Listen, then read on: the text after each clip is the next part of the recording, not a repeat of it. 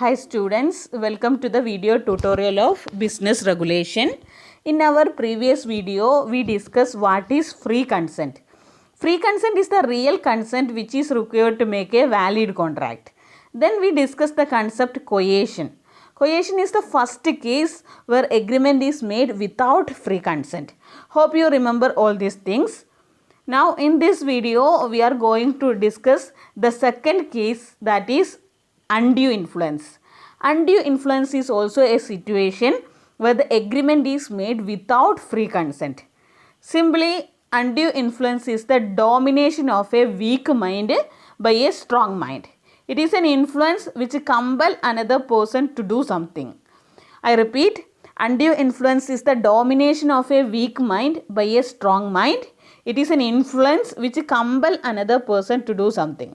Section 16 subsection 1 of the Indian Contract Act define undue influence as a contract is said to be induced by undue influence where the relation subsisting between the parties are such that one of the party is in a position to dominate the will of the other and uses that position to obtain unfair advantage over the other. I repeat, section 16 subsection 1 of the Indian Contract Act define undue influence as a contract which is said to be induced by undue influence where the relations subsisting between the parties are such that one of the party is in a position to dominate the will of the other and use that position to obtain unfair advantage over the other. So, undue influence is the improper use of any power possessed over the mind of the contracting party.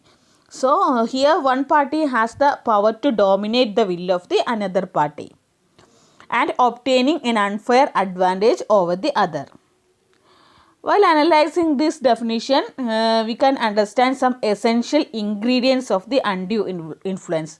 So, now we can discuss the essentials of undue influence. There are mainly 5 essentials based on the above definition. They are, there are 2 persons, the relations are satisfying between them, one must dominate the other, there must be unfair advantage, it involves the moral pressure. So, these are the main essential factor which involved in an undue influence. Now, look this example. This is a clear case of undue influence. Here, doctor influenced the patient for getting the property. Doctor says that he will do the operation. Instead of that, he needs the property of the patient. Here, the contract is made without the consent of the patient. This is undue influence. Doctor influencing the patient for getting the property. So, this is the best example of undue influence. Hope you understand the concept undue influence. Now, we can discuss some of the parties that can be affected by undue influence. First one is doctor and patient, then lawyer and client, guardian and ward, trustee and beneficiary, teacher and students. In all these situations, there is a chance for undue influence. Now we can discuss the situation where the person get dominant position to another person. So the first situation is the person hold a real authority to another person. Relationship between manager and worker is an example of this case. Here manager has a real authority over his worker. So there is a chance for undue influence. Now the second situation is the person who have a fiduciary relationship with the other. Here fiduciary relationship means most trusted relationship or a very divine relationship. Relationship between parent and child is the best example of this case. Here with the most trusted relationship, a parent may influence the child. And the last situation is whether the person make a contract with the other person whose mental capacity is temporarily or permanently affected by any reason of age, illness, mental or body distress. Relationship between doctor and his patient are the example of this case. So, in this case also have a chance of undue influence. So, these are the main situation where the person is in a dominant position. Now, we can discuss what are the effects of undue influence. An agreement caused by undue influence shall be voidable at the option of the party whose consent has been obtained through undue influence. I repeat, the effect of undue influence is an agreement caused by undue influence shall be voidable at the option of the party whose consent has been obtained through undue influence. If the party has no problem with this contract, the agreement become valid, otherwise it become void. So, this is the effect of undue influence. Now, we can discuss the condition under which undue influence is suspected. In some cases, undue influence is suspected. So, the cases are inequality between the parties, inadequacy of consideration, fiduciary relationship, unfair bargain, Pardanashin woman. So, take the first case, that is inequality between the parties, which means sometimes there is an inequality between age, intelligence, social status, etc. In this case, undue influence is suspected. Now, the second case is inadequacy of consideration. Suppose consideration is not adequate, there is a question of undue influence. Next is fiduciary relationship. Suppose the parties in a contract have a strong relationship, we can suspect undue influence. Next is unfair bargain, which means unreasonable bargaining. It is also one of the condition where undue influence is suspected. Next and last one is Pardanashin woman. Pardanashin woman is a lady who is always kept under parda. When a contract is made with Pardanashin woman, chance for undue influence is there because she is not directly mixed with the other people. So, these are the conditions where undue influence is suspected. I repeat, inequality between the parties, inadequacy of consideration, fiduciary relationship, unfair bargain, Pardanashin woman are the cases in which undue influence is suspected. Now, we can discuss some cases where no chance for domination. We can say that in some cases there is no chance for dominant position or no chance of undue influence. The cases are husband and wife, excluding Pardanashin woman, creditor and debtor, landlord and tenant, principal and agent. All these cases undue influence shall have to be proved, otherwise we cannot say that it is unduly influenced.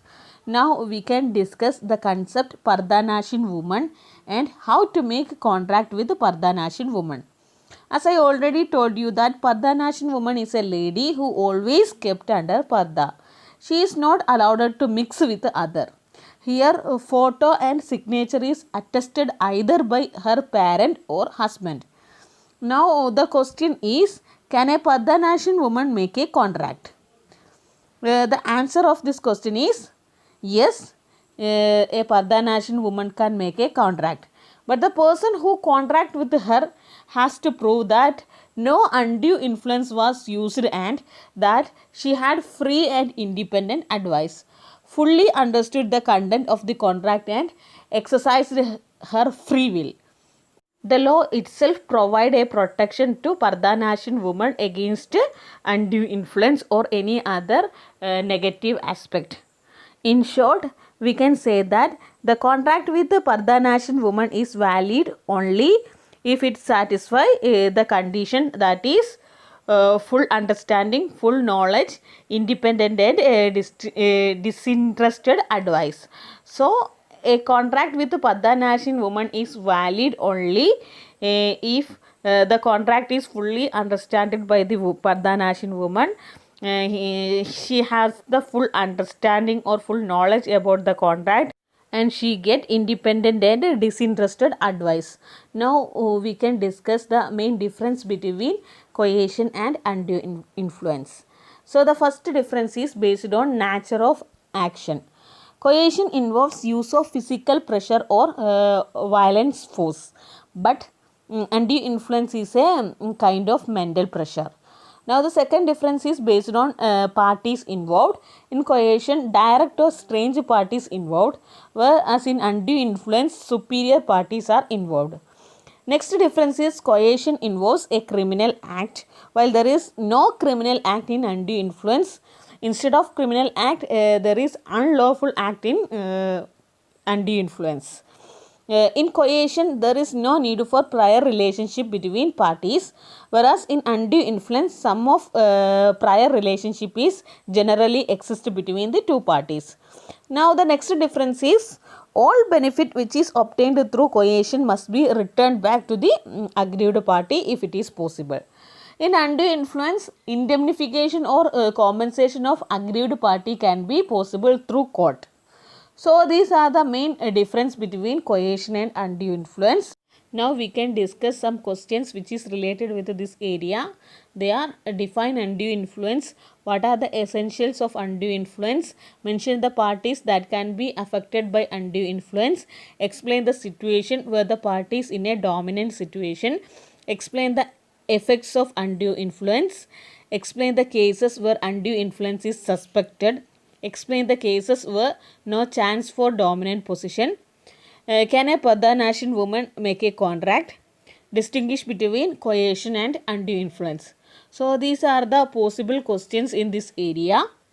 So, once again, today we make a detailed discussion about the concept undue influence.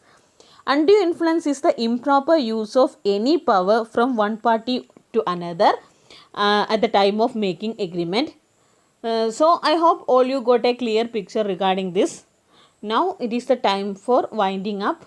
Remaining portion of free consent is discussed in our next video. Till then, take care. Bye.